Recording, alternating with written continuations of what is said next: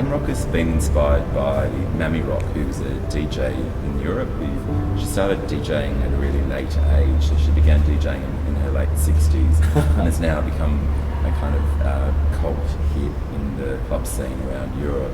So I kind of saw something online about her and then did some investigation and decided that I was really interested in writing a play that was inspired by her and also kind of looked at our attitudes to aging, our attitudes to our grandparents, and our kind of relationship with death in a way. Yeah.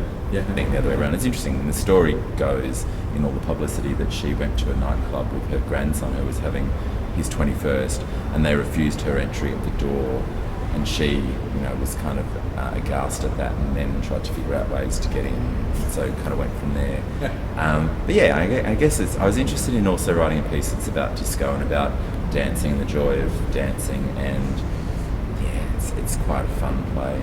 And is it, in terms of your plans for it, is it something that's a completely independent project, or is it attached? It was a commission with Australian Theatre for Young People, which is really exciting. And because they co-produced Silent Disco a few years ago, and I used to work at ATYP, so I guess I've got a real interest in youth theatre and in the sort of work that companies like Australian Theatre for Young People are doing. Because I think that they're making work that is for young audiences, but also has kind of resonance for a much wider audience. And I think it's our responsibility to actually get young people into the theatre and to give them a good time so that they go, I want to go back to the theatre. I think sometimes with schools or whatever, they take kids on excursions to the wrong plays, and if the theatre's boring, they don't want to go back, and if it's wanky, they don't want to go back, or if it's beyond their reach, they don't want to go back. So I'm really interested as a writer in creating work that's challenging, but that also can kind of make them connect to the theatre so that they want to see it for the rest of their lives.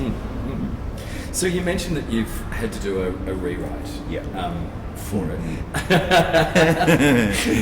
That's normal in this environment. I mean, I suppose it's here to develop the play, so that can happen. It's been, though, from your life, quite extensive.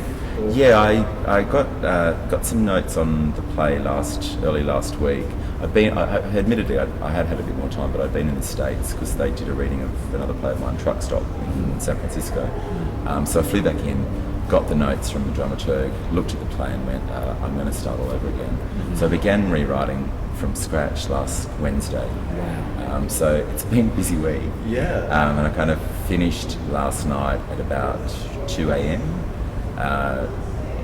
So it's been a busy week, and I think part of that was also cutting the play that was originally for 12 down to 4, and looking at, sometimes when you get dramaturgical notes that ring true, you kind of look at the play and go, all right, so I can keep that paragraph on page 12, and I keep the one on page 24, and there's a few lines on page 50, and then you go, do I connect the dots or just trash it all and start again? There's something quite liberating about actually just going, all right, that's gone, I'm starting all over again, but it's also pretty bloody scary. Yeah, but it's been fun, and it's something I've never done before, where where you have a draft and you have an idea of play and you just go, all right, we'll put all that aside and we'll just begin the play again. And I don't really like writing plays in a week that much, but I guess I haven't written it from scratch. I think I've got a lot of understanding of what's going on because I think that this is something that in our industry we're not necessarily acknowledging, is that it takes a long time to develop and write a play that's worthy of production. I think there's all of these companies who are rushing work on, and it's really, really problematic because we need to develop plays carefully. We need good dramaturgy, and we need to let them sit. As writers, we need to kind of leave a piece of work and let it sit and think about it and then come back to it, which obviously hasn't happened this week. But of course, that's the other thing in this environment, is that, I mean, we use words like trashing drafts or something, but of course those drafts are always there. And this is another step in the process and all the rest of it. So it's not like it's, and before next absolutely. week. And that's lucky. I mean, the showing of this, even though it's at the Play Festival, is going to be in the context of a very early draft. And that's quite exciting too, I think, because companies who potentially come and see it might go, oh, that's interesting, and we'd like to work with ATYP to develop it in this way. But the thing that we haven't done yet is to bring in a DJ into the kind of production development workshopping, whatever you call it. So I'm really looking forward to the opportunity to work with a DJ and to actually kind of bring in a lot of sampling and live music. Scratching. Yeah, scratchiness. yeah, totally. Yeah. So it'll be fun. Yeah.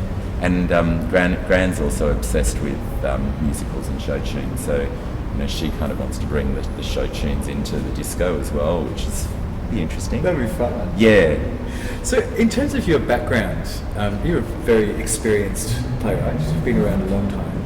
Yeah, it's funny. I was chatting with Jane Birdie about that the other night, and we were kind of going, yeah, everyone says that, but I don't feel like I've been around for that long. But yeah, I mean, I guess compared to some others, yeah. I wrote my first play when I was at school and made all of my year be a part of it, which is kind of a strange thing when I look back on it. And the play was embarrassing. Thank God no one's got a copy of that anymore. And then I kind of went off and did a lot of other things, and then went to Victorian College of the Arts and studied directing.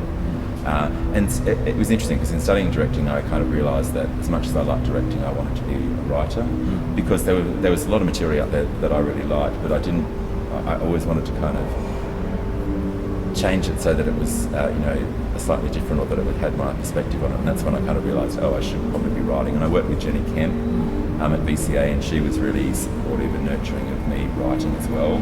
So from there I kind of wrote my first play, Bison, which kind of went really well in Melbourne, and then kind of went on in lots of other places. And it's a play that I've kind of rewritten over the years and kind of keeps going on. But since then I did the Night at Playwrights studio with Francesca, which is really kind of great opportunity. And I've been writing, I've been directing a bit. I was an artistic director of a company in Newcastle, Tantrum. I worked at ATYP for a few years running the Fresh Ink program, and I've taught on and off at places like NIDA.